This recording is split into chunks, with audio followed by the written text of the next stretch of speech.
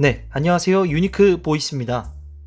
오늘부터 바스커빌 가문의 개, 이 책을 읽어보도록 하겠습니다.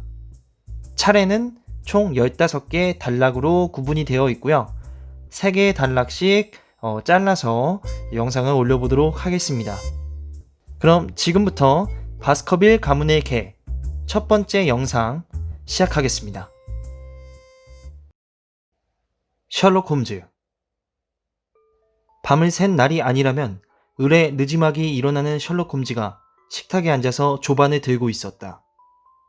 사실 그가 밤을 새는 것은 종종 있는 일이지만 나는 벽난로 앞에 깔개 위에 서서 전날 밤 우리를 찾아왔던 손님이 남겨두고 간 지팡이를 손에 들고 있었다. 그것은 손잡이가 뭉툭하게 붉어진 놈으로 묵직한 고급 나무로 만들었으며 페낭 로여라는 이름으로 알려져 있는 지팡이였다. 손잡이 바로 밑에는 폭이 3cm는 될 듯한 넓은 음판이 붙어 있었다. 그 위에는 1884라는 숫자와 함께 영국 외과 의사회 회원인 제임스 모티머에게 CCH의 친구들이 라는 글이 새겨져 있었다. 그것은 구식 개업이가 지니고 다닐 듯한 품격과 견고함을 갖춘 바로 그런 지팡이였다. 여보게 왓슨, 그걸 보고 무엇을 알아냈나? 홈즈는 이쪽으로 등을 돌리고 있었고 나는 지금 보고 있는 물건에 대해 한마디도 하지 않은 상태였다. 내가 이걸 살펴보고 있는 걸 어떻게 알았지? 자네는 뒤통수에도 눈이 달렸나 보군.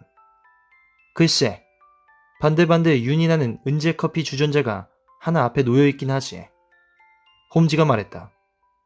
그런데 어서 말해보게 왓슨. 우리 찾아왔던 손님의 지팡이를 보고 무엇을 알아냈나? 우리는 운이 없던 탓에 그 손님을 보지 못했고 손님이 무슨 용건으로 여기 찾아왔는지 몰라. 그러니 그가 깜빡하고 놓아두고 간 지팡이는 중요한 단서가 되지. 어디 그 지팡이를 관찰한 다음에 그 손님에 대해 어떻게 추리했는지 들려주게. 내 생각에는 말일세. 나는 최대한 친구의 방식을 따라하려고 했었다. 모티머 선생은 자기 분야에서 성공을 거둔 늙은 의사야. 아는 사람들이 이렇게 감사 표시를 한 걸 보니 꽤 인정받는 축에 드는 게 분명하네. 괜찮은데, 훌륭하이. 홈즈가 말했다.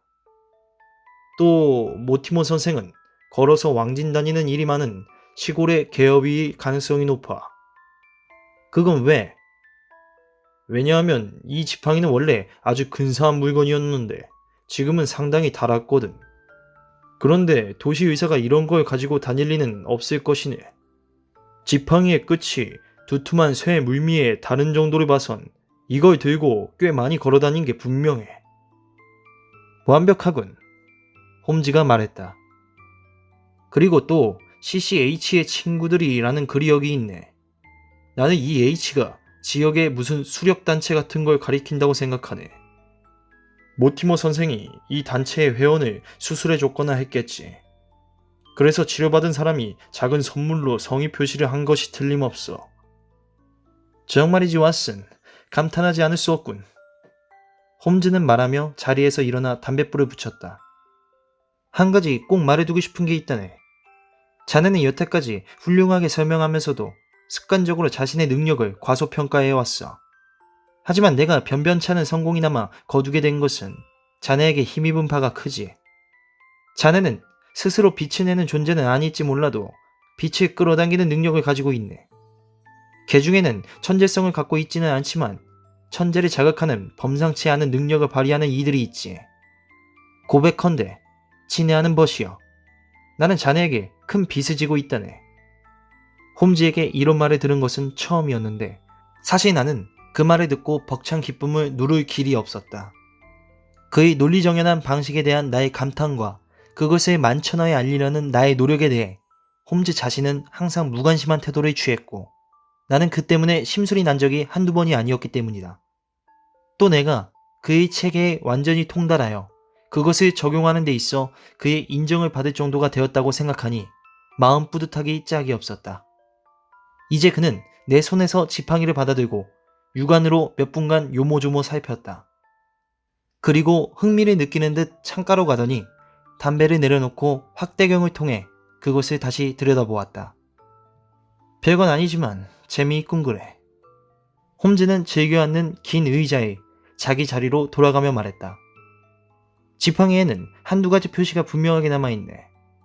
우리는 그것을 기초로 해서 몇 가지 유추를 해볼 수 있겠어.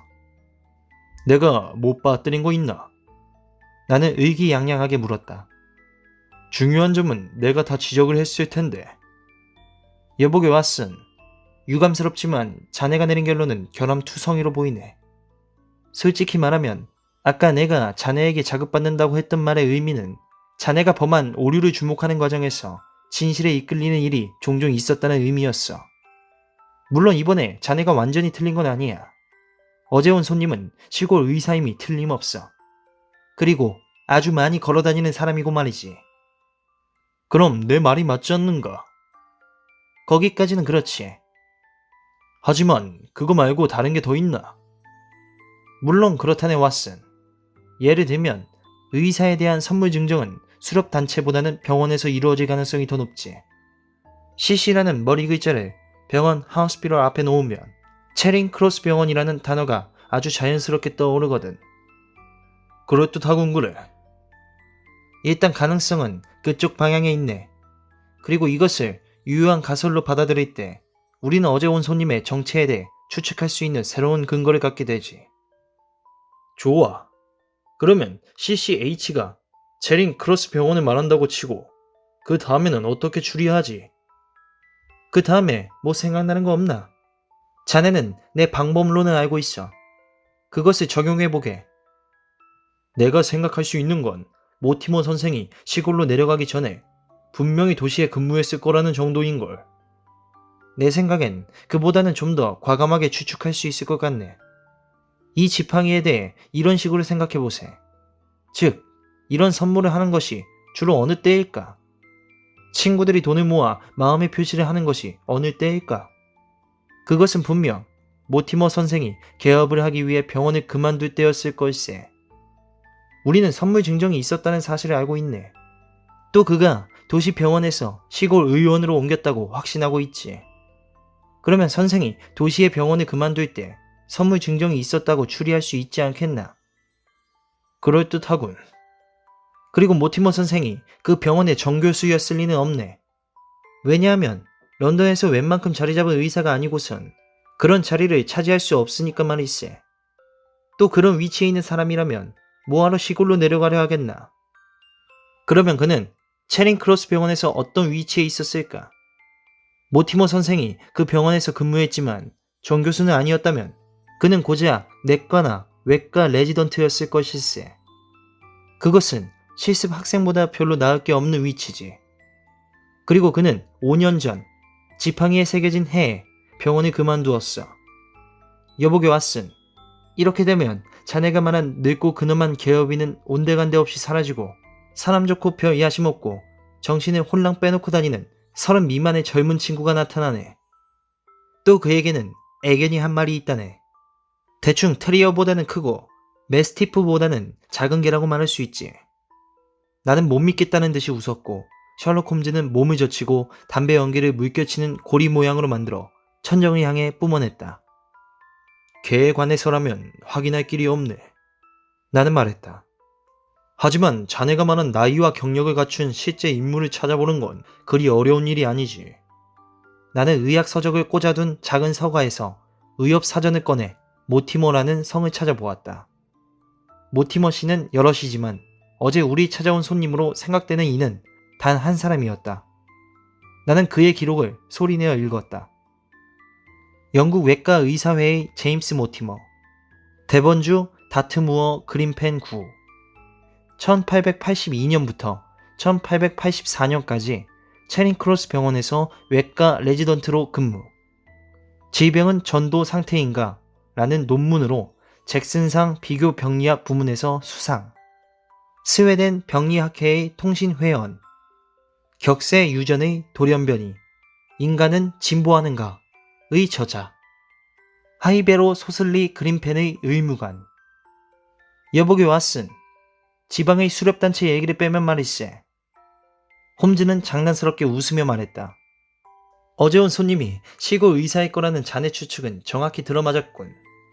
난 내 추리가 지극히 옳다고 생각하네. 내가 정확히 기억하고 있는지 모르겠지만 나는 조금 전에 모티모 선생을 가리켜 사람 좋고 별 야심이 없고 정신없는 사람이라고 했네. 헌데 그렇게 말한 이유를 설명하지. 내 경험에 따르면 이 세상에서 감사의 선물을 받는 사람치고 나쁜 사람은 없어. 또 야심만만한 인간이 런던 시내에 일자리를 박차고 낙향할 리도 없고 말일세.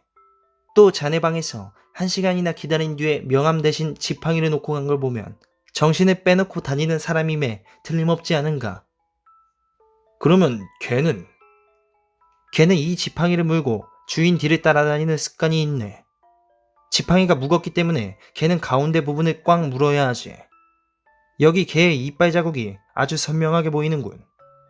이것을 분석해보면 테리어의 이빨 자국이라고 보기에는 간격이 좀 넓고 매스티프라고 보기에는 좀 좁아. 그 개는 아마... 저런, 그렇군. 그건 털복숭이 스페니얼일세. 홈즈는 말을 하다가 자리에서 일어나 창가로 다가가 있었다. 그가 마지막 말을 너무 자신있게 했으므로 나는 놀란 얼굴로 그를 쳐다보았다. 여보게, 자넨 어떻게 그렇게 자신있게 말할 수 있나? 왜냐하면 나는 그 개가 지금 우리 집 계단 위를 오르는 모습을 보고 있거든. 저런, 개 주인이 배를 누르는군. 아서게, 여기 그냥 있어주게 왔음. 손님은 자네와 같은 의협에 종사하는 사람이네. 자네가 여기 있는 게 나한테 도움이 될 걸세. 아, 이제 가슴 조이는 운명의 순간이 다가오고 있군. 정체불명의 방문객이 계단을 오르는 발자국 소리가 점점 가까워지고 있어. 의학자 제임스 모티머 선생은 범죄 전문가 셜록 홈즈에게 무엇을 부탁하려는 것일까? 아, 들어오십시오. 평범한 시골 의사려니 하고 생각하고 있던 나는 손님의 모습을 보고 놀라지 않을 수가 없었다. 그는 키가 훌쩍 크고 깡마른 사나이였다. 긴 매부리 코에 미간이 좁았고 날카로운 회색 눈동자가 금태 안경 너머에서 유난히 반짝거렸다. 정장을 했지만 옷 맵시에는 거의 신경 쓰지 않은 듯 프로코트에는 때가 묻어 있었고 바지는 해져 있었다. 아직 젊긴 했지만 긴 등은 벌써 구부정했고 고개를 빼고 걷는 경향이 있었다. 전체적으로는 따뜻한 분위기를 풍겼다. 홈즈가 들고 있는 지팡이가 얼핏 눈에 들어오자 그는 기뻐 소리 지르며 쏜살같이 그곳으로 달려갔다. 정말 반갑군요. 그가 말했다. 이걸 여기에 두고 갔는지 아니면 선박 회사의 사무실에 두고 갔는지 헷갈리고 있었거든요. 이 세상을 다 준다 해도 이 지팡이와는 바꾸지 않을 겁니다. 선물로 받으셨군요. 홈즈가 말했다. 그렇습니다. 체링 크로스 병원에서요. 제가 결혼할 때 그곳 친구들 두엇이 이걸 선물했지요. 저런 이거 틀렸군. 홈즈는 고개를 설레설레 흔들며 말했다. 모티머 선생은 약간 놀란 듯 안경 너머로 눈을 깜빡거렸다. 뭐가 틀렸다는 겁니까? 우리들의 추리가 보기 좋게 뒤집혔습니다. 결혼할 때 이걸 받으셨다고요? 그렇습니다.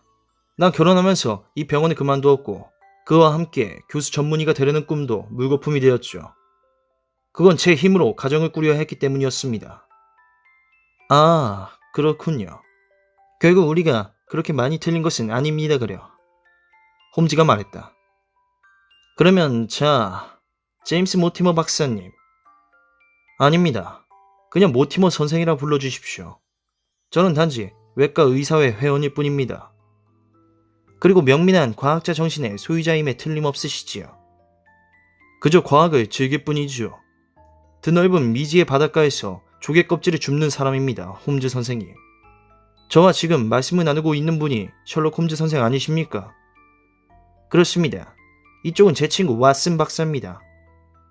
이렇게 뵙게 돼서 반갑습니다. 친구분과 함께 선생님의 조남이 회자되는 것을 많이 들었습니다. 홈즈 선생님. 선생님은 대단히 흥미로운 외모를 갖고 계시군요. 저는 안면에 상하 길이가 그렇게 긴 장두를 처음 봅니다. 또 그 정도로 발달된 전두골도 처음이고요. 실례지만 머리의 관상봉합 부분을 만져봐도 될까요?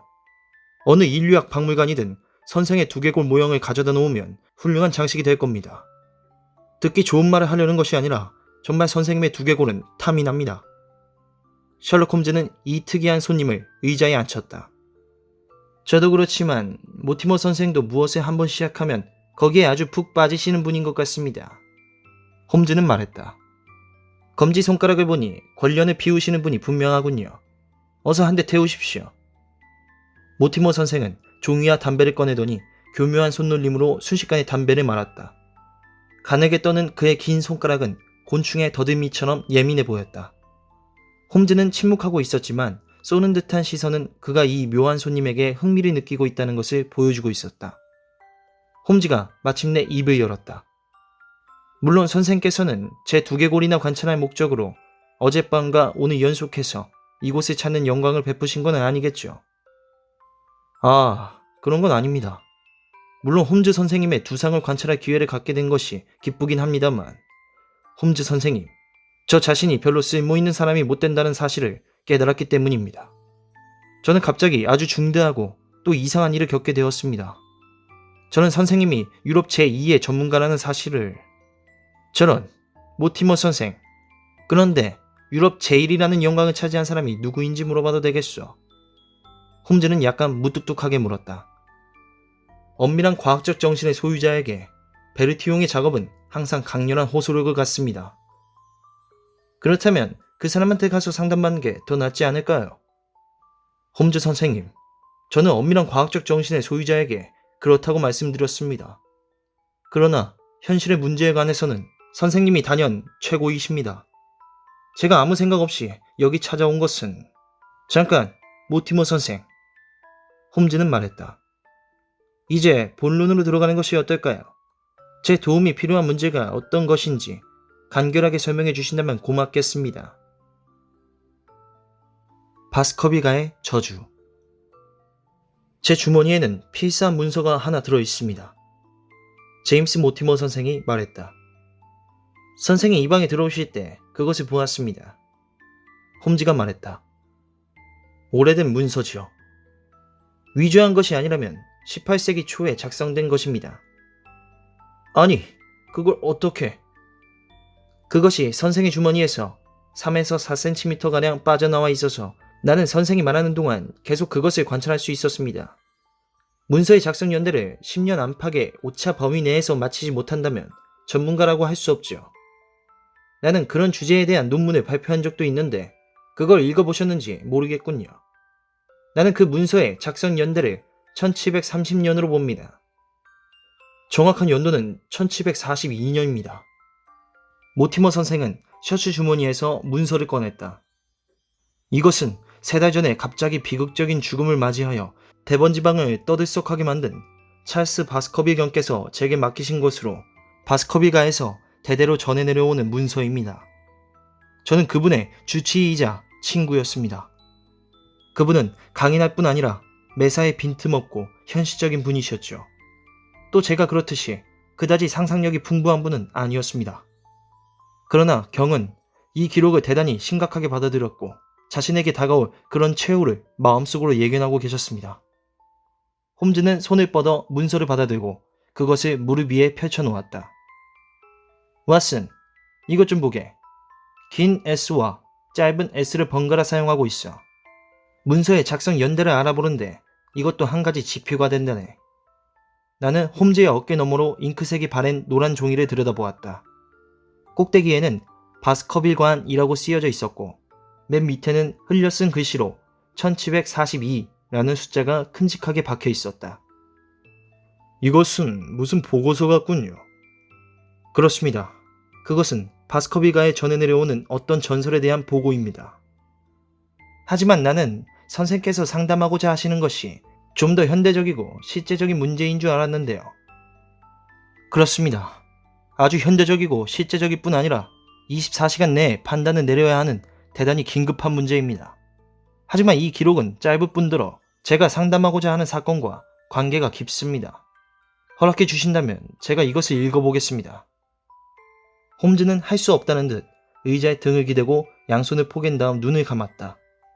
모티머 선생은 밝은 쪽으로 문서를 펼쳐들고 톤이 높은 갈라진 목소리로 다음과 같은 기이한 옛날 이야기를 읽어내려갔다. 바스커빌가의 개가 어떻게 출현했는지에 관해서는 설이 구구하다. 그러나 나는 휴고 바스커빌의 직계 자손이고 이 이야기를 내 아버님으로부터 들었고 내 아버님은 또 당신의 아버님으로부터 이 이야기를 들으셨다. 내가 여기에 기술할 그 사건에 관해 나는 그런 일이 정말 있었다는 것을 믿어 의심치 않는다.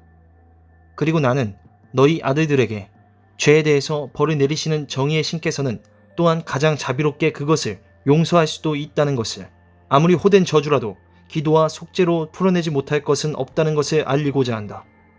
너희들은 이 이야기를 교훈 삼아 과거의 유산을 두려워하지는 말되 그무에는 심사숙고하여 신중하게 처신하는 법을 배우도록 하여라. 또한 우리 가문에 그토록 견디기 힘든 고통을 안겨준 그 혐오스러운 정열이 다시 발동하여 우리 집안을 파멸로 몰아넣는 일이 없도록 경계하여라. 그때는 청교도 혁명의 시대였다. 바스커빌 영지의 주인은 휴고 바스커빌이었는데 그의 사람 됨됨이가 누구보다 거칠고 상스러우며 신을 두려워할 줄 몰랐다는 것은 부인할 수 없는 사실이다. 사실 이웃 사람들은 그러한 점에 대해서는 이 지역에 성인이 출애한 적이 없다는 사실에 비추어 그를 용서했을지도 모른다. 그러나 휴고 바스커빌에게는 어떤 방종하고 잔인한 기질이 있었고 그 때문에 그는 서부 지방에서 흉측한 망나니로 악명을 떨쳤다. 그런데 이 휴고라는 인물이 어쩌다가 바스커빌 영지 근처에서 땅을 자작하는 어느 자유농의 딸을 사랑하게 되었다.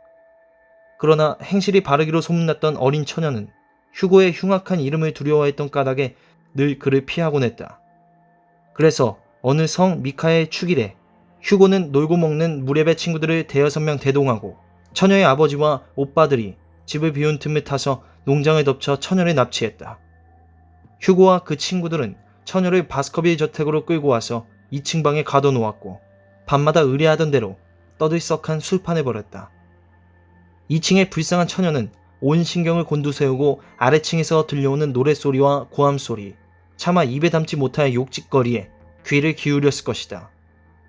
전해오는 이야기에 따르면 휴고 바스커빌이 술에 취해 있을 때 하는 말들은 그 말을 한 당사자까지 혼비백산하게 만들 정도였다고 했으니까. 공포가 극에 달하자 처녀는 마침내 한창 때의 가장 용감한 남자라도 꺼려했을 일을 감행했다. 남쪽 벽을 덮고 있는 담쟁이 동굴을 타고 내려와 히스콧이 자라는 황무지 저쪽의 집을 향해 줄다름치기 시작한 것이다. 처녀의 집은 바스커빌 저택에서 14km 넘게 떨어진 곳에 있었다. 그런데 잠시 후 휴고가 포로에게 먹을 것과 마실 것을 가져다 주기 위해 2층으로 올라갔다.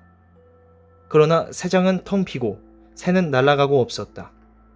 바로 그 순간 그의 속에 악마가 한 마리 들어앉게 된성 싶다. 휴고는 1층의 식당으로 뛰어내려가 커다란 식탁 위에 뛰어올랐다. 포도주 병과 고기 접시가 난무하는 가운데 그는 모든 친구들 앞에서 자신은 오늘 밤 그 계집을 다시 붙들기 위해서라면 악마에게 제 몸과 영혼이라도 바치겠노라고 울부짖었다.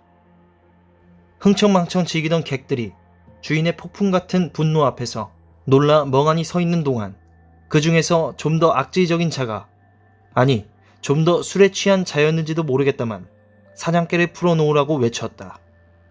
휴고는 당장 밖으로 뛰쳐나가 마부들에게 자신의 앞말에 안장을 얹으라고 소리 지르는 한편 사냥개를 풀어놓고 개들에게 처녀의 손수건을 던져주라고 명령했다. 사냥개들을 길에 풀어놓자 교교한 달빛이 비치는 황무지는 순식간에 개 짖는 소리로 가득 찼다. 흥청망청 즐기던 객들은 순식간에 벌어진 일을 이해하지 못하고 잠시 멍하니 서 있었다. 그러나 이내 그들은 술 취한 정신으로 남아 황무지에서 벌어진 일이 어떤 것인지 깨닫게 되었다. 이제는 모든 일이 소란스럽게 진행되었다. 어떤 자는 권총을 가져오라고 소리쳤고 어떤 자는 말을 끌어오라고 고함을 질렀다. 술을 더 가져오라고 악을 쓰는 치들도 있었다.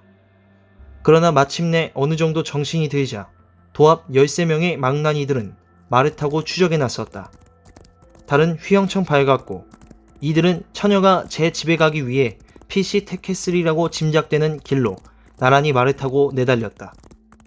3km쯤 정도 달린 이들은 황무지에서 야간번을 서는 양치기를 만나자 혹시 추적하는 사람을 보지 못했느냐고 소리쳐 물었다. 전해오는 이야기에 따르면 말할 수 없을 만큼 겁에 질려있던 그 양치기는 간신히 자신은 그 불운한 처녀뿐만 아니라 그 뒤를 쫓아가는 사냥개들도 보았노라고 말했다. 제가 본 것은 그뿐만이 아닙니다요. 양치기는 말했다. 검은 말에 탄 휴고 바스커빌이 제 곁을 지나갔는데 그 뒤를 신께서 제 곁에 오는 것도 금하셨을 무서운 사냥개 한 마리가 조용히 쫓아가고 있었습니다요. 그러자 술 취한 시골 신사들은 양치기에게 냅다 욕을 퍼붓고 다시 달려가기 시작했다. 그러나 곧 그들은 간담이 서늘해지는 것을 느꼈다. 입에 하얀 거품을 문 검은 앞말이 빈 안장에 고삐를 늘어뜨린 채 쏜살같이 달려와 옆을 지나쳐 갔기 때문이다. 섬뜩한 느낌이 들었던 이들은 서로 바짝 붙어서 달리기 시작했다. 만일 주변에 아무도 없었다면 이들은 기꺼이 말머리를 돌려서 돌아갔을 터였다. 이런 모양으로 천천히 달리던 이들은 마침내 사냥개 떼를 만났다. 용맹하기 짝이 없는 명견들이었지만 지금은 깊은 구렁 앞에 떼로 모여 낑낑거리고 있었다. 어떤 개들은 꼬리를 내리고 슬금슬금 달아나고 있었고 어떤 개들은 목덜미에 털을 곤두세운 채 눈앞에 협곡을 내려다보고 있었다. 너희들도 짐작할 터이지만 출발할 때 비하면 그래도 술이 많이 깬 패거리가 걸음을 멈추었다. 대개는 더 이상 나아가지 못하고 주춤거렸지만 그중 제일 용감한 셋이 혹은 그중 술이 가장 덜 깬 치들이 있었는지 모르겠다만 말을 타고 협곡 아래로 내려갔다.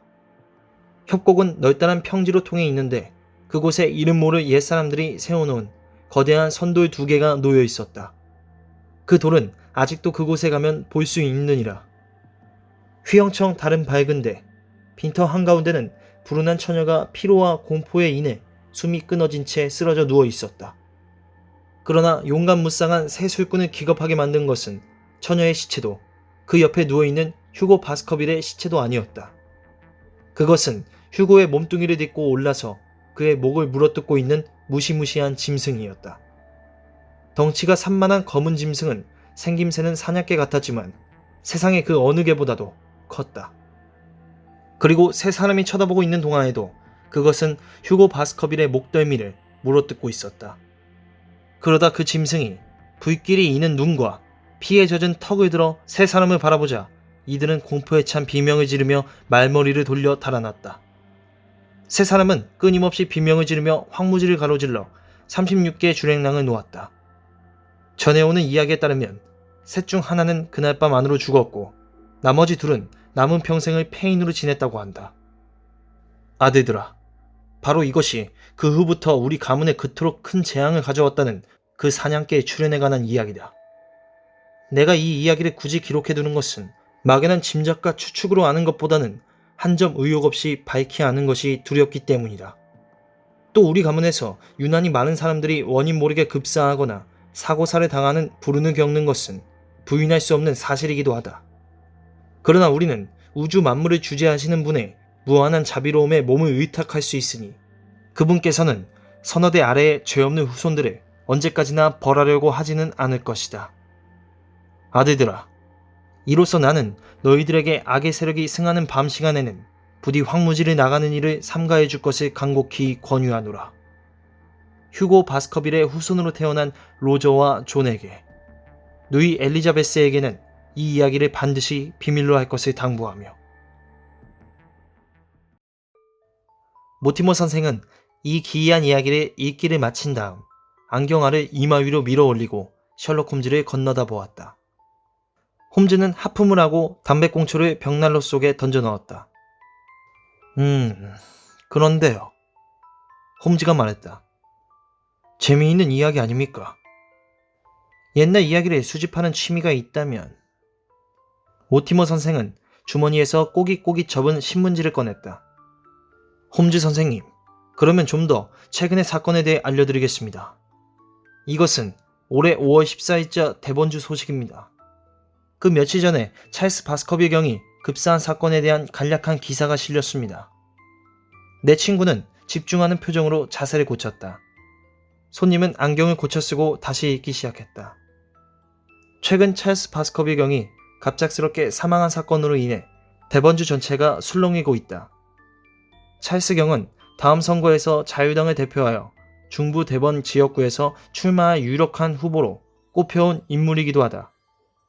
비록 경이 바스커빌 관에 기거한 기간은 길지 않았지만 그 온화하고 따뜻한 성품으로 인해 경을 알게 된 사람은 누구나 애정과 존경의 염을 품지 않을 수 없었다.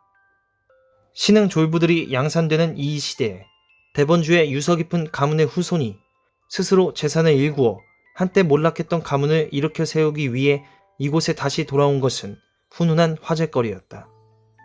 주지하다시피 찰스경은 남아프리카로 건너가 투자하여 그곳에서 목돈을 거머쥐었고 적당한 시기에 이익을 거두어 영국으로 돌아오는 투자의 지혜를 발휘했다. 경이 바스커빌관에 거처를 정한 것은 2년 남짓밖에 안 되지만 건물 보수 및 재건축에 관해 원대한 구상을 가지고 있었고 이것이 경의 죽음으로 하루아침에 물거품이 되었다는 것은 널리 알려진 사실이다. 스라에 자녀가 없었던 찰스경은 살아생전에 자신이 모은 재산을 지역 전체를 위해 사용하고 싶다는 희망을 공개적으로 피력해왔으니 이는 많은 이들이 개인적으로 경의 때이른 죽음을 애도해야 할 이유가 되기도 할 것이다. 본지에서는 경이 지역의 자선단체에 관대하게 기부한 일을 번번이 취재하여 보도해왔다. 찰스경의 사망과 관련된 재반 정황이 수사를 통해 완전히 밝혀졌다고 볼 수는 없으나 적어도 이 지역의 미신에서 비롯된 소문이 근거 없다는 것은 밝혀졌다. 타살이나 초자연적 원인에 의한 죽음을 의심할 만한 이유는 전혀 없다.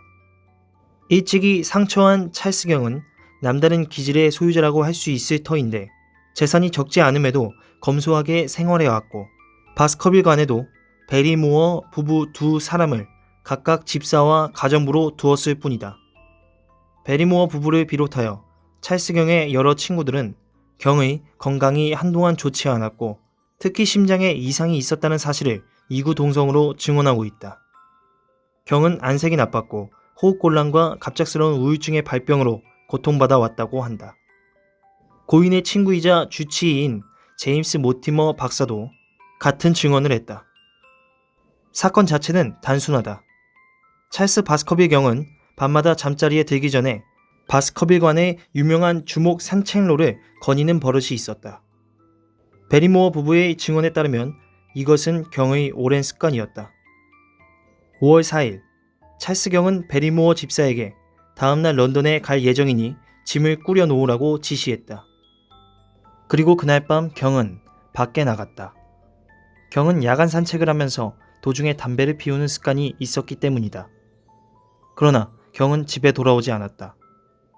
밤 12시 베리모어는 그때까지 현관문이 열려있는 것을 발견하고 깜짝 놀라 등불을 켜들고 주인을 찾아 나섰다. 그날은 유난히 습도가 높았으므로 산책로에는 찰스 경의 발자국이 선명하게 찍혀 있었다. 주목 산책로의 중간쯤에는 황무지로 통하는 쪽문이 있는데 그곳에는 경이 한참 지체했던 흔적이 남아 있었다.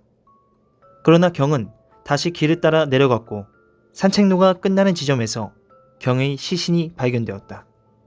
베리모어의 증언 가운데는 한 가지 설명되지 않는 사실이 있다. 그것은 경의 발자국이 황무지로 통하는 쪽문을 지난 다음부터 모양이 달라졌다는 것이다.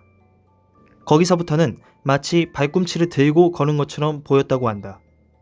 당시 그곳에서 별로 멀지 않은 황무지에는 머피라고 하는 집시 말장수가 있었는데 그 자신의 고백에 따르면 술에 잔뜩 취해 있었다고 한다. 그는 비명소리를 들었지만 그 소리가 어느 방향에서 들려왔는지는 알 수 없다고 진술했다. 찰스 경의 몸에선 외상이 전혀 발견되지 않았지만 모티머 박사의 증언에 따르면 경의 얼굴이 너무도 심하게 일그러져 있어서 처음에 박사는 눈앞에 누워있는 사람이 바로 자신의 환자이며 친구라는 사실을 알아보기 힘들 정도였다고 한다. 그러나 심장마비로 사망했거나 호흡곤란이 있었을 때에는 이러한 현상이 드물지 않게 나타난다고 한다. 부검을 통해 고인이 만성질환을 앓고 있다는 사실이 드러났고 검시 배심원단은 이러한 의학적 판단을 근거로 판결을 내렸다. 이것은 그나마 다행스러운 일인바 찰스 경의 상속자가 바스커빌관에 정주하여 안타깝게 중단된 선업을 계속하기 위해서 이것은 매우 중요하기 때문이다. 부검의가 합리적인 판단을 통해 이 사건과 관련하여 향간에 떠도는 여러 허무맹랑한 이야기에 일침을 가하지 않았다면 바스커빌관의 주인 찾는 일은 지난한 작업이 되었을 것이다. 지금까지 알려진 바에 따르면 상속자는 찰스 바스커빌 경의 아우님의 아드님 되시는 헨리 바스커빌 씨이다. 헨리 바스커빌 씨는 현재 미국에서 거주하는 것으로 알려져 있는데 그를 찾는 작업이 활발하게 진행되고 있는 바 곧 막대한 상속 재산에 관해 상속자에게 통지할 수 있게 될 전망이다. 모티모 선생은 신문을 접어서 다시 주머니에 집어넣었다. 홈즈 선생님, 여기까지가 찰스 바스커비 경의 죽음에 관해 알려진 공식적인 사실입니다. 먼저 감사의 말씀을 드려야겠군요. 셜록 홈즈가 말했다. 명백히 흥미를 끄는 요소들이 있는 사건에 대해 이렇게 알려주셨으니 말입니다. 나도 그 사건에 관한 기사를 읽은 기억이 납니다만 나는 그때 바티칸 카메오 사건을 해결하느라 영국 내의 흥미로운 사건에 주목하지 못했습니다. 교황 성하에게 봉사하느라 마음이 바빴던 거지요. 그런데 이 기사가 공식적으로 알려진 사실의 전부입니까? 그렇습니다. 그러면 이제는 비공식적인 사실에 대해 말씀해 주시죠. 홈즈는 몸을 젖히고 손을 포겠다. 그 얼굴에 대단히 냉정하고 침착한 표정이 떠올랐다. 그렇게 하겠습니다. 모티모 선생은 아까부터 흥분을 억누르지 못하고 있었다. 제가 이제 털어놓으려는 얘기는 아무에게도 한 적이 없는 얘기입니다. 검시관이 수사할 때도 이 얘기를 털어놓지 않은 것은 과학자로서 공개적으로 대중의 미신에 영합하는 태도를 취할 수 없었기 때문입니다. 게다가 신문 기사에도 나온 것처럼 바스커비관에 대해 그렇지 않아도 꺼림칙한 얘기들이 떠도는 판국에 그런 선입견을 조장하는 얘기를 했다가는 그곳에 들어가 살 사람이 아무도 없을 것 같았지요. 그래서 저는 제가 아는 것의 일부에 대해 입을 다물고 있는 편이 낫다고 생각했습니다. 얘기를 다 해봤자 별 실익이 없을 게 뻔했으니까요. 하지만 홈즈 선생님에게라면 솔직히 털어놓지 않을 이유가 없습니다. 황무지에는 극히 적은 세대만이 살고 있기 때문에 가까이 사는 이웃들은 금세 친해집니다. 제가 찰스 바스커비 경을 자주 뵙게 된 것은 다 그 때문이지요. 또 레프터관의 프랭클 랜드 씨와 박물학자인 스태플턴 씨를 빼면 인근에는 이렇다 하게 교육받은 사람들이 없었죠. 찰스 경은 원래 조용한 분이었지만 병을 앓으면서 저와 가까워졌습니다. 또 과학에 대한 관심이 서로 비슷해서 우린 더욱 친해졌죠.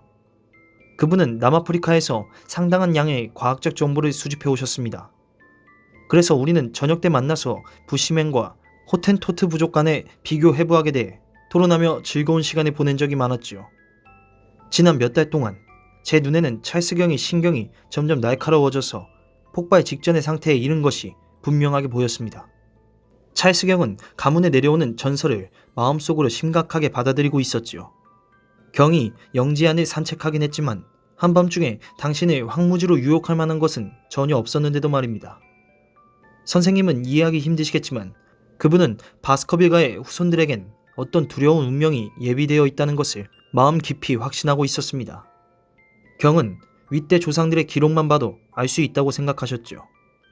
그분은 어떤 초자연적 존재에 대한 생각을 그치지 않고 제게도 밤에 왕진에 다니다가 어떤 괴물을 본 적은 없는지 또는 사냥개가 울부짖는 소리를 들은 적은 없는지에 대해 여러 차례 물어왔지요. 경은 사냥개에 관한 질문을 여러 번 되풀이했는데 그때마다 경의 목소리는 흥분으로 떨려왔습니다. 저는 그 운명적인 사건이 있기 3주 전에 바스커빌관에 갔던 일을 기억합니다. 저녁 무렵이었는데 경은 그때 마침 현관에 나와 계셨습니다. 이른 마차에 내려 경에게 다가갔던 저는 그분이 제 뒤쪽을 뚫어지게 쳐다보고 있다는 사실을 깨달았습니다. 그분의 얼굴은 공포에 질려 있었죠. 재빨리 뒤를 돌아본 저는 커다란 검정 송아지 한 마리가 저 위쪽을 지나가는 모습을 얼핏 보았습니다. 경이 상당히 놀라고 흥분한 듯 했으므로 저는 송아지가 지나간 길로 나가보지 않을 수 없었지요. 송아지는 이미 가고 없었지만 그 사건은 그분의 마음에 최악의 충격을 준 것 같았습니다. 저는 저녁 내내 그분 곁을 지켰지요. 찰스 경이 당신의 심경을 솔직히 털어놓고 아까의 문서를 제게 맡긴 것도 바로 그때였습니다. 그 일을 굳이 말씀드리는 것은 그 다음에 일어난 비극적인 사건에 비추어 보았을 때 그 일이 상당히 의미심장하다고 느껴지기 때문입니다. 하지만 그 당시에 저는 그 일에 대해 별다른 의미를 부여하지 않았고 경의 두려움을 근거 없는 것으로 치부해버리고 말았습니다. 찰스 경은 저의 권유에 따라 런던에 가기로 결정했습니다. 저는 그분의 심장이 약하다는 사실을 알고 있었고 또 아무리 근거 없는 것이라 해도 그렇게 끊임없는 불안 속에서 살다가는 큰 탈이 날 게 뻔했습니다. 저는 몇 달이라도 도시의 정신없는 생활 속에 묻혀있다 보면 경이 완전히 새 사람이 될 거라고 생각했습니다. 경의 몸 상태에 대해 저와 걱정을 나누던 스태플턴 씨도 같은 의견이었죠. 그런데 마지막 순간에 무서운 파국이 온 것입니다. 그날 밤 집사 베리모어는 마부 퍼킨슨 편에 찰스 경의 사망 소식을 전해왔습니다. 마침 저는 밤늦게까지 자지 않고 있었기 때문에 사건이 일어난 지 1시간 안에 바스커빌관에 도착할 수 있었죠. 저는 아까의 신문기사에 난 모든 사실을 직접 확인했습니다. 저는 발자국을 따라 주목 산책로를 내려갔습니다. 황무지로 통하는 쪽문 앞에 이르자 경이 그곳에서 한참 지체했던 흔적이 남아 있었습니다. 또 그 지점에서부터 발자국의 모양이 변했다는 것도 확인할 수 있었죠.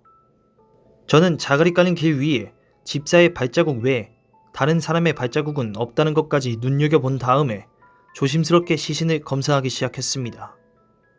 시신은 그때까지 전혀 손대지 않은 상태였습니다. 경은 땅에 엎드린 자세로 쓰러져 있었고 두 팔을 벌린 채 손톱을 땅에 박고 있었습니다. 어떤 강렬한 감정으로 인해 심한 안면 경련을 일으킨 듯 했는데 그 때문에 얼굴을 알아보기 힘들 정도였습니다. 몸에 외상이라고는 전혀 없었죠. 그러나 수사 과정에서 베리모어 집사는 한 가지 틀린 진술을 했습니다. 집사는 시신 주변에 다른 발자국은 전혀 없었다고 말했습니다. 다른 것을 전혀 보지 못했던 것입니다. 그러나 저는 보았습니다. 그것은 시신에서 약간 떨어진 위치에 그러나 아주 선명하게 찍혀 있었죠. 발자국이 남자 발자국이었습니까? 아니면 여자 발자국이었습니까? 모티머 선생은 일순 야릇한 표정으로 우리를 응시했다. 그리고 들리락 말락한 목소리로 대답했다. 홈즈 선생님, 그것은 엄청나게 큰 개의 발자국이었습니다. 문제. 나는 그 말을 듣고 온몸에 소름이 끼쳤다는 것을 고백한다. 모티머 선생 자신도 심하게 요동한 듯 목소리가 떨려 나왔다. 홈즈는 흥분해서 몸을 내밀었는데 눈빛이 번쩍거리는 품이 뜨거운 호기심을 느끼고 있는 듯했다. 선생께서 보셨습니까? 제 눈으로 똑똑히 봤습니다. 그런데 그것에 관해 아무 말도 안 하셨다고요? 말해봤자 무슨 소용이 있겠습니까? 다른 사람들은 전혀 보지 못했다는데 그건 어떻게 된 일입니까? 개의 발자국은 시신에서 18m가량 떨어져 있었고 그래서 아무도 그것에 신경 쓰지 않았지요. 저도 그 전설을 몰랐다면 그렇게까지 샅샅이 살피지는 않았을 겁니다. 황무지에는 양치기 개들이 많지 않습니까? 많지요. 하지만 그것은 양치기 개의 발자국이 아니었습니다. 발자국이 아주 컸다고 하셨죠? 엄청나게. 그런데 그 발자국이 시신에 접근하지는 않았다고요? 예. 그날 밤 날씨는 어땠습니까? 습기 차고 쌀쌀했죠. 비가 내리진 않았고요. 예. 산책로는 어떻게 생겼습니까? 늙은 주목이 길 양쪽으로 빈틈없이 늘어서 있습니다. 주목 울타리의 높이는 3.6m 정도 되는데 밖에서 뚫고 들어갈 수 없을 만큼 나무가 빽빽하게 우거져 있죠. 그 가운데로 폭이 2.5m가량 되는 산책로가 나 있습니다. 울타리와 산책로 사이에 다른 건 없나요? 산책로 좌우로 폭 2m가량의 불밭이 있습니다. 주목 울타리 안으로 들어갈 수 있는 문이 한 군데 있다고 하셨죠? 예, 황무지로 통하는 쪽문이 있습니다. 다른 개구멍 같은 건요? 없습니다. 그렇다면 주목 산책로 안으로 들어서려면 바스커빌관에 통하거나 황무지의 쪽문을 이용할 수밖에 없겠군요. 산책로 맨 끝에 여름 별장으로 통하는 출구가 있습니다. 찰스경은 그곳까지 갔나요? 아니요. 그분은 여름 별장에서 50m가량 못 미치는 곳에 쓰러져 있었습니다. 그렇다면 모티머 선생, 이 점이 제일 중요한데 선생이 발견한 개 발자국은 분명히 불밭이 아니라 산책로 위에 찍혀 있었습니까? 불밭에는 발자국이 찍히지 않았습니다. 개의 발자국은 황무지 쪽으로 나 있었습니까? 예. 개 발자국은 산책로 가장자리에 찍혀 있었는데 황무지와 가까운 쪽이었죠. 대단히 흥미로운 사건이군요. 한 가지 더. 그쪽 문은 닫혀 있었나요? 닫힌 채 자물쇠가 채워져 있었습니다. 쪽문의 높이는 얼마나 됩니까? 한 1m쯤.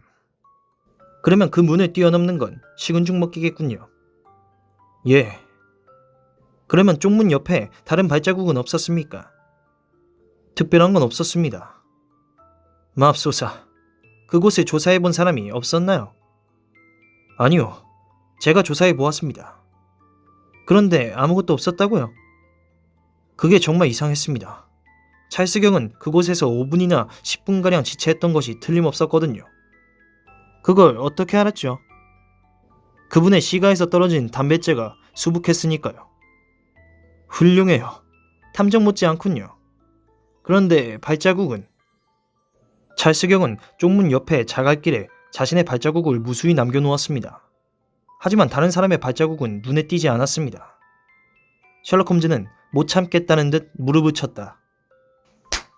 내가 거기 있어야 했던 건데. 홈즈는 탄식했다. 정말 흥미진진한 사건인데 말이야. 과학적으로 사고하는 전문가에게는 흔치 않은 기회였을 텐데.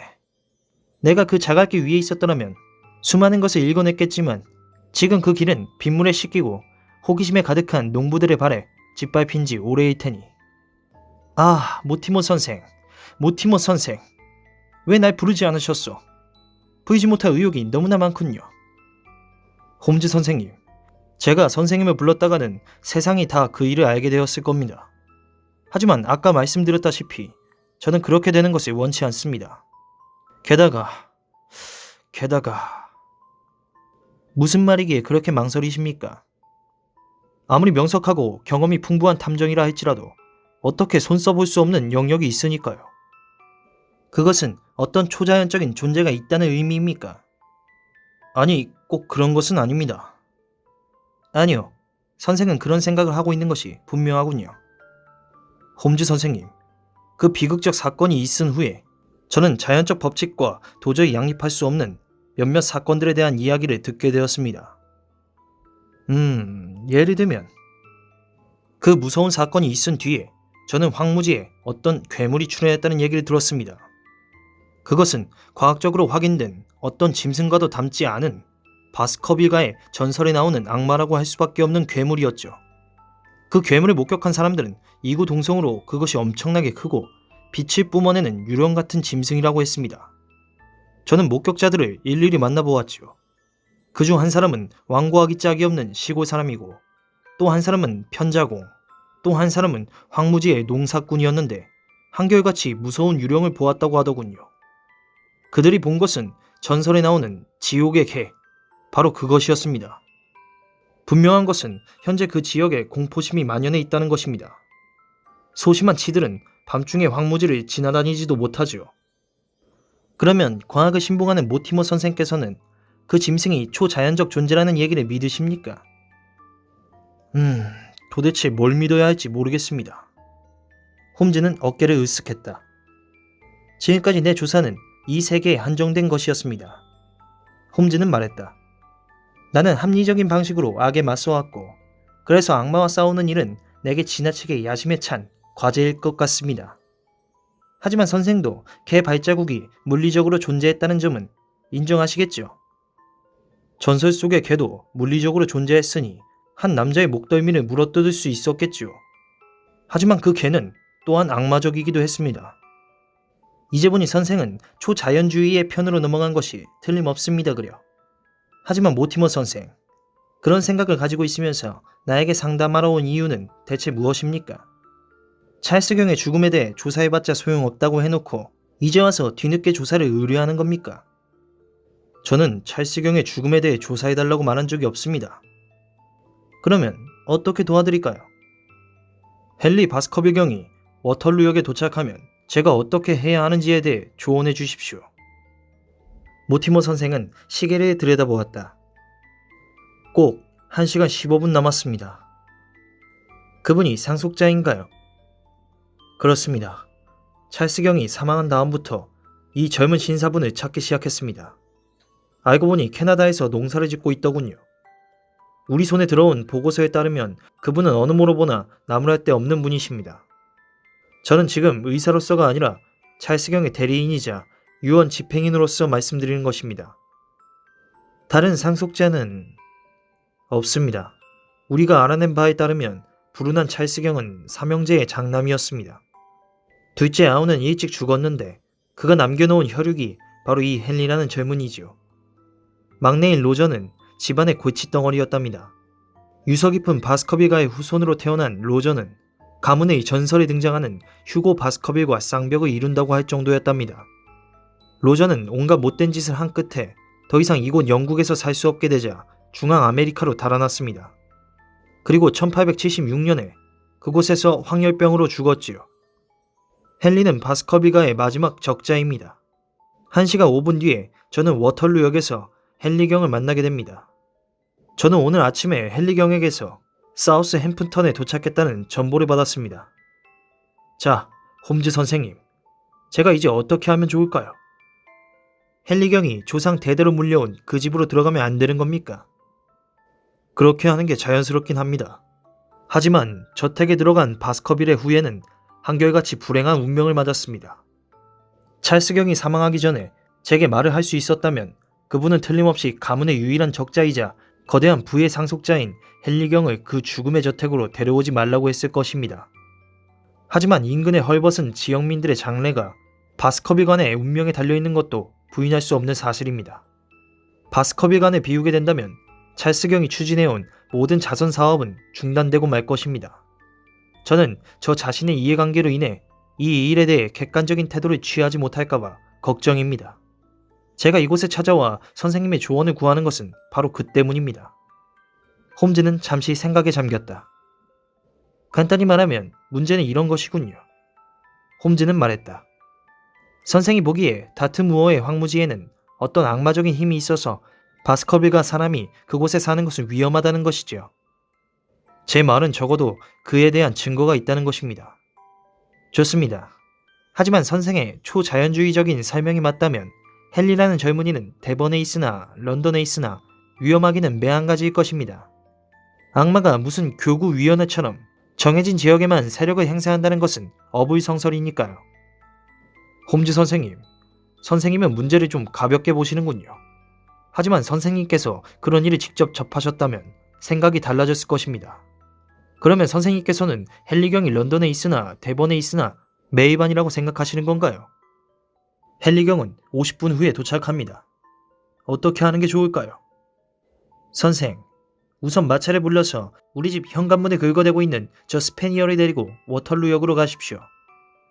그 다음에는요?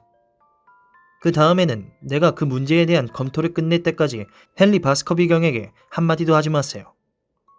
시간이 얼마나 걸릴까요? 24시간입니다. 모티머 선생. 내일 10시에 이리로 와주시면 정말 감사하겠습니다. 그리고 헨리 바스커빌경과 함께 오신다면 앞으로의 계획을 세우는데 큰 도움이 되겠습니다만. 그렇게 하겠습니다, 홈즈 선생님. 모티머 선생은 셔츠 소매통에다 약속 시간을 휘갈겨 쓰고 살피는 것 같기도 하고 방심한 것 같기도 한 태도로 서둘러 방을 나갔다. 홈즈는 층계참에서 그를 불러 세웠다. 모티머 선생, 한 가지만 더 묻겠습니다. 찰스 바스커빌경이 사망하기 전에 황무지에서 유령을 본 사람이 있다고 하셨죠? 모두 3사람입니다. 그 다음에도 그것을 본 사람이 있습니까? 그 다음에는 그런 얘기를 들어본 적이 없습니다. 감사합니다. 안녕히 가십시오. 마음에 꼭 드는 일을 맡게 되었을 때 의뢰 그렇듯 홈즈는 내심 만족의 빛이 가득한 조용한 얼굴로 다시 자리에 앉았다. 외출할 건가, 왓슨? 자네를 도울 만한 일이 별로 없을 것 같아서. 자네 말이 옳으리. 자네의 도움이 필요한 것은 행동에 돌입해야 할 때지. 하지만 어떤 점에서 보면 지금 이 시간은 내게 가장 빛나는 시간이라네. 가는 길에 브래들린의 가게에 들려서 제이독한 담배 500g만 이리로 올려보내라고 일러주게. 고맙네.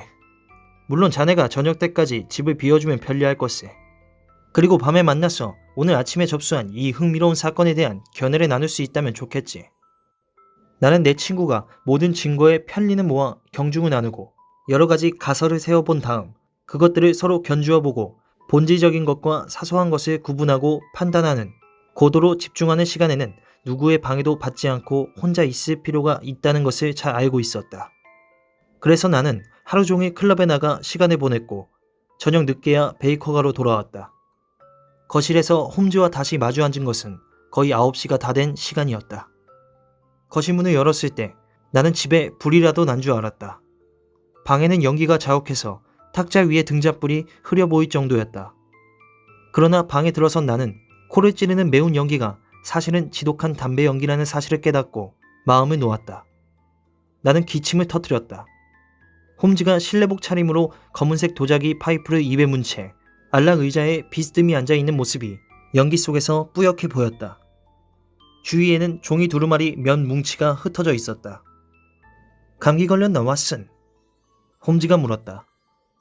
아니, 이 독한 공기 때문이야. 자네 말을 들으니 실내 공기가 꽤 탁한 것 같군. 탁하다고? 숨쉬기 힘들 정도라네. 그럼 창문을 열게. 자네는 하루 종일 클럽에 가 있었군. 놀라워. 어떤가? 내 말이 맞지? 그렇다네. 그런데 어떻게? 홈즈는 내가 어리둥절한 표정을 짓자 껄껄 웃었다. 왓슨, 자네는 아주 귀엽고 천진한 구석이 있다네. 그래서 내가 가진 작은 능력을 발휘해서 자네를 놀래켜주는 것은 정말 재미있지.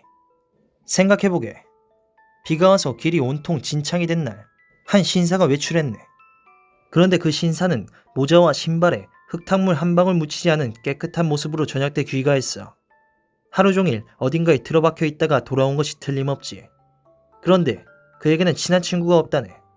그러면 그 신사는 어디에 있다가 온 것일까? 뻔한 건 아닌가? 그렇군. 확실히 그래. 세상에는 명백한 것들로 가득 차 있지만 아무나 다 그것을 볼 수 있는 것은 아닐세. 자네는 오늘 내가 어디에 있었다고 생각하나? 자네도 이곳에 들여박혀 있었겠지. 틀렸네. 나는 대번에 갔었다네. 마음속으로? 그렇지. 내 몸은 이 의자에 앉아 있었지만 마음이 여행을 떠난 사이에 유감스럽게도 커피를 2주전자나 마시고 줄담배를 피워댔지. 자네가 외출한 뒤에 나는 스탠포드 상점에 사람을 보내서 대번 지방의 지도를 구해왔네. 내 마음은 하루 종일 그곳을 배회했지. 그래도 길을 제대로 찾을 수 있었으니 마음이 뿌듯하이. 대축척 지도겠지. 그렇지. 아주 큰 지도야. 홈즈는 한 장의 지도를 무릎 위에 펼쳐놓았다. 이곳이 우리가 주목하고 있는 지역일세. 가운데 있는 것이 바스커빌관이라네. 주변에 숲이 있군. 그래. 이 지도에는 표시되어 있지 않지만 나는 그 주목 산책로가 이 선을 따라 뻗어 있을 거라고 생각하네. 보다시피 그 오른쪽에 있는 게 황무지일세. 이쪽의 작은 건물들은 친애하는 모티머 선생이 살고 있는 그린펜 마을이고, 보다시피 여기서 반경 8km 안쪽에는 몇 집이 드문드문 있을 뿐이라네. 이 집이 모티머 선생이 언급한 레프터관이야. 여기 이 집은 스태플턴이라던가 하는 박물학자의 집이고, 이쪽에 있는 게 황무지의 하이토르와 풀미르 농장이네. 그리고 여기서 20km 떨어진 곳에 기결수를 수용하는 프린스타운 교도소가 있네. 그 사이에 흩어진 점들은 버려진 황무지를 나타내지.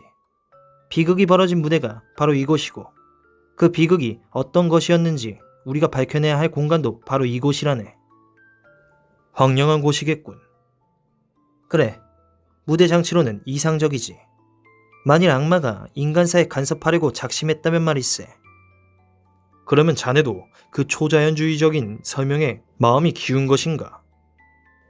악마의 대리자는 피와 살로 된 육신을 가지고 있을 것이네. 그렇지 않은가? 가장 기본적인 의문은 두 가지일세. 하나는 애당초 어떤 범죄 행위가 있었는지 여부, 또 하나는 범죄 행위가 있었다면 그것이 어떤 것이고 어떤 방식으로 저질러졌는가 하는 것이지. 물론 모티머 선생의 추측이 옳다면 우리는 초자연적인 힘과 맞서고 있고, 그렇다면 우리의 조사는 그것으로 끝일세. 하지만 모티머 선생의 의견에 동조하기 전에 우리는 모든 가설을 다 규명해봐야 하네. 그런데 이제 저 창문을 좀 닫는 게 어떨까? 물론 내가 유난스러운 편이긴 해. 그렇지만 밀폐된 공기는 생각을 집중하는 데 도움이 되거든. 물론 내가 생각을 집중하기 위해 상자 속으로 기어 들어간 적은 없지만 밀폐된 곳일수록 좋다네. 그런데 자네는 이 사건에 대해서 생각 좀 해보았나? 응, 하루 종일 생각해봤지. 그래, 결론이 뭔가? 정말 당황스러운 사건이라는 거야. 이것은 상당히 특이한 사건임에 틀림없네. 그런데 몇 가지 눈에 띄는 대목이 있어. 예를 들면 중간에 발자국의 모양이 바뀐 것. 자네는 그것에 대해 어떻게 생각하나? 모티모 선생은 찰스경이 중간 지점부터 발꿈치를 들고 걸은 것 같다고 했네. 모티모 선생은 어떤 바보가 조사관에게 한 말을 그대로 옮겼을 뿐일세. 대체 발꿈치를 들고 산책로를 걸어야 할 이유가 뭐란 말인가? 그러면 어떻게 된 거지? 뛴 거야, 왓슨. 찰스경은 살기 위해 필사적으로 심장이 터져 꼬꾸라질 때까지 뛰고 또 뛰었던 것일세. 무엇에 쫓기고 있었나? 문제는 바로 그거일세. 찰스경은 뜀박질을 하기 전에 공포심에 사로잡혔던 것이 틀림없어. 어떻게 그렇게 말할 수 있지? 난 찰스경에게 공포를 안겨준 것이 황무지 쪽에서 나타났을 것을 추측하고 있네. 만약 그것이 사실이라면 찰스경은 혼비백산한 상태에서 집을 향해서가 아니라 집과 반대되는 방향으로 뛰기 시작했던 것일세. 그 집시의 증언이 사실이라면 찰스경은 도와줄 리가 나타날 리 없는 방향으로 뛰어가면서 도와달라고 소리쳤던 것이네. 그런데 찰스경은 그 밤에 누구를 기다리고 있었을까? 그리고 도대체 무엇 때문에 자기 집을 놔두고 산책로에서 그를 만나려 했을까? 자네는 찰스경이 누굴 기다리고 있었다고 생각하나? 찰스경은 적지 않은 나이에 건강도 좋지 않았어. 아무리 저녁마다 산책하는 습관이 있다 해도 땅은 젖어 있었고 밤 공기는 쌀쌀했지. 모티모 선생이 담뱃재를 보고 추리한 것처럼 찰스경이 5분이나 10분 정도 서서 기다렸다고 보는 게 자연스럽지 않을까? 하지만 찰스경은 매일 밤 산책을 했네. 나는 경이 매일 밤 황무지로 통하는 쪽문 앞에서 누굴 기다렸다고 생각하지는 않네. 오히려 경이 황무지에 가까이 가는 걸 꺼려했다는 증거가 있지. 그날 밤 경은 쪽문 앞에서 누군가를 기다렸네. 그것은 경이 런던에 가기로 한 바로 전날 밤이었어. 이제야 가닥이 잡히는군. 전후 맥락이 이해가 돼. 왓슨, 그 바이올린 좀 집어주게. 이 사건은 내일 아침 모티머 선생과 헨리 바스커비 경을 만날 때까지 잠시 접어두는 게 좋겠어.